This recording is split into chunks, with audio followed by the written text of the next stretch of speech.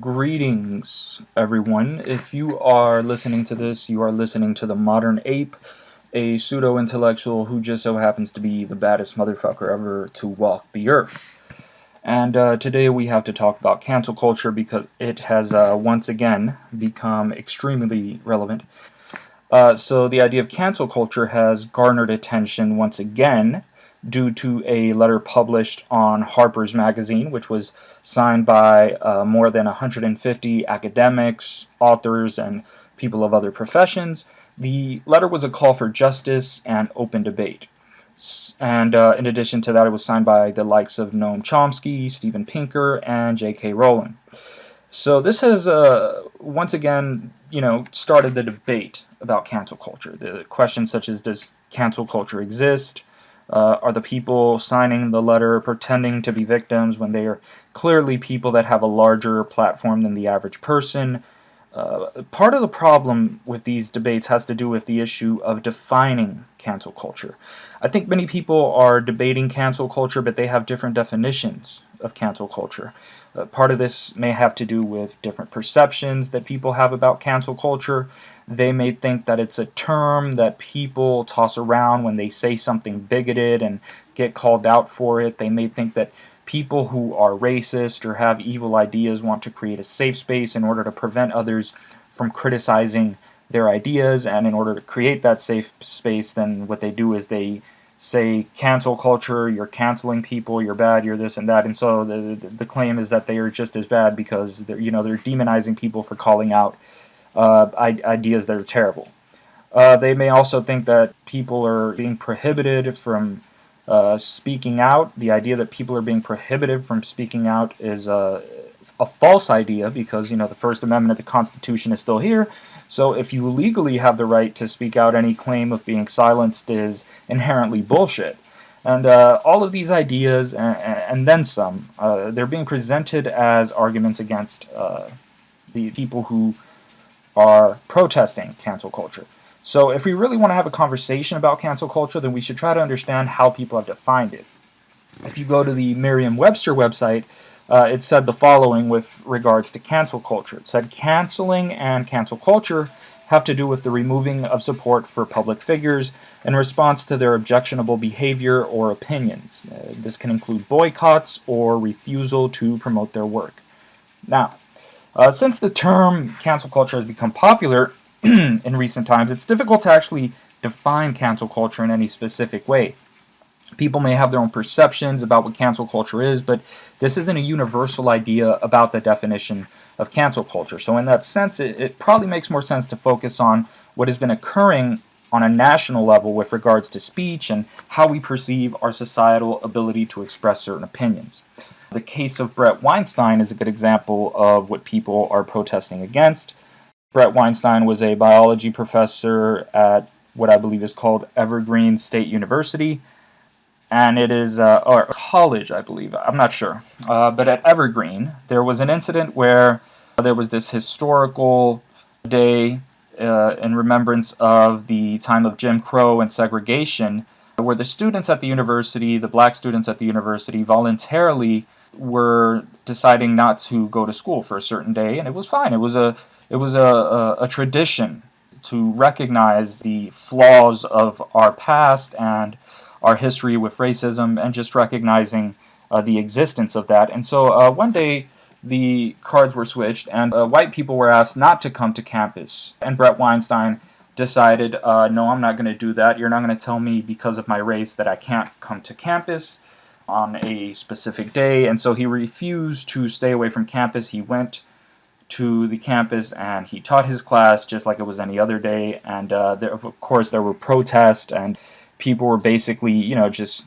huddling up around him and screaming at him, and it was just it was a bit of a disaster. It didn't turn out very good. So Charles Murray is another example. He's the controversial co-author of a book that had a chapter in that book that has to do with the relationship between race and IQ, and I don't think he was speaking about race and IQ at that specific place, but regardless, he went there, and he was shouted down at the event where he was invited to speak There ended up being some fights, and a professor had to go to the hospital after the event, and I believe 70-something students were in a position where the university had to take disciplinary action against them for what they did at the university.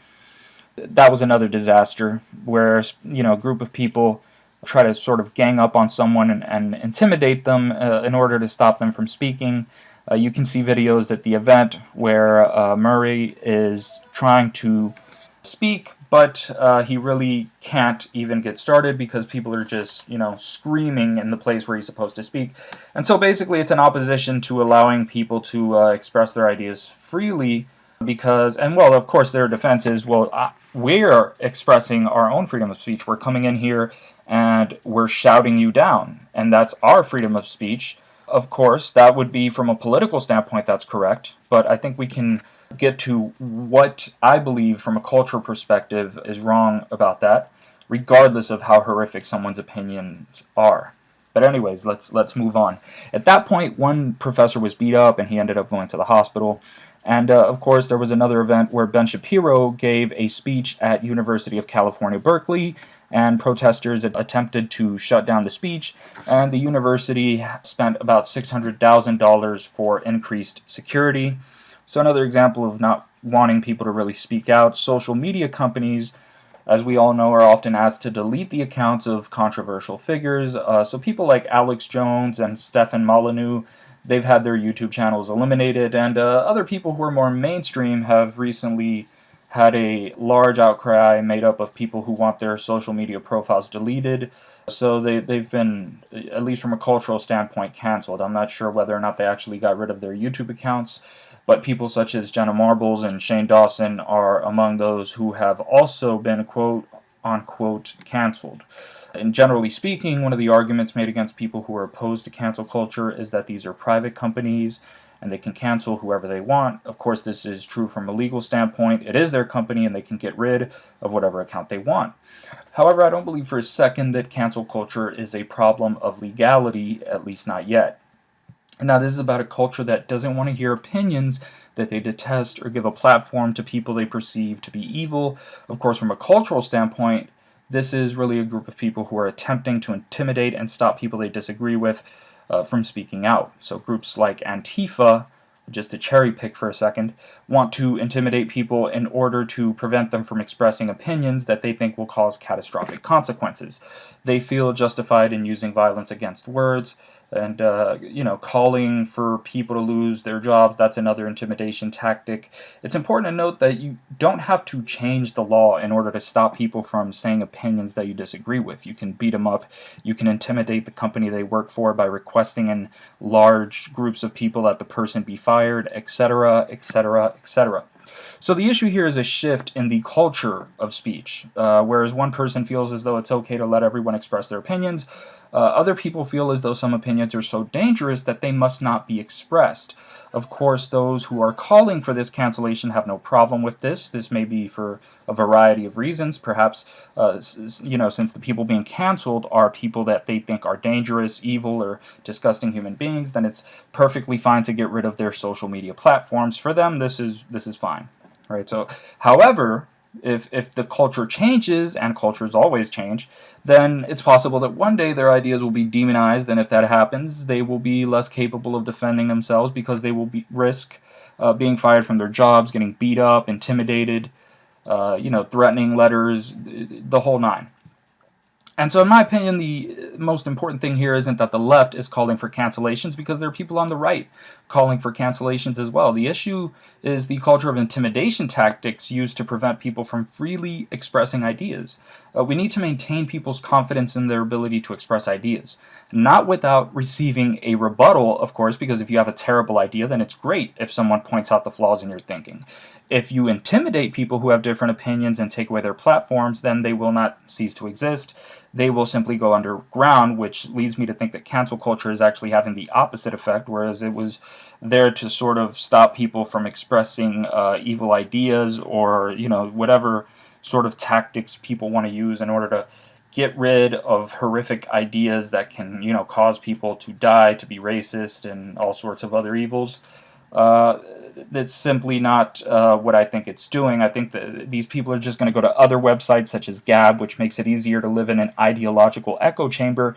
And since those people will be in Gab, they won't be on the mainstream websites. So the people on those websites will increasingly become an echo chamber of their own. So people on Gab, those websites similar to Gab, will increasingly become the echo chamber of the right, and mainstream pages such as Twitter will begin to become echo chambers of the left. In other words, we hinder our ability to communicate. So ultimately, the issue of cancel culture is, as the term implies, a cultural issue. If we want to be a society that gets along, then we have to be able to communicate. And it is clear, at least to me, that this sort of culture is a failure to communicate. I hope that if you disagree with what I'm saying, that you will leave a comment or communicate with me and tell me why I'm wrong.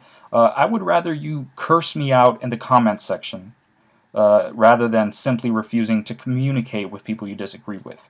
That sort of mentality isn't just bad for society, it's bad for the individual. It stunts your own intellectual growth, and it leaves you in a world that seeks confirmation bias. So I'm the Modern Ape, and if you enjoyed this video, please feel free to subscribe. Thank you.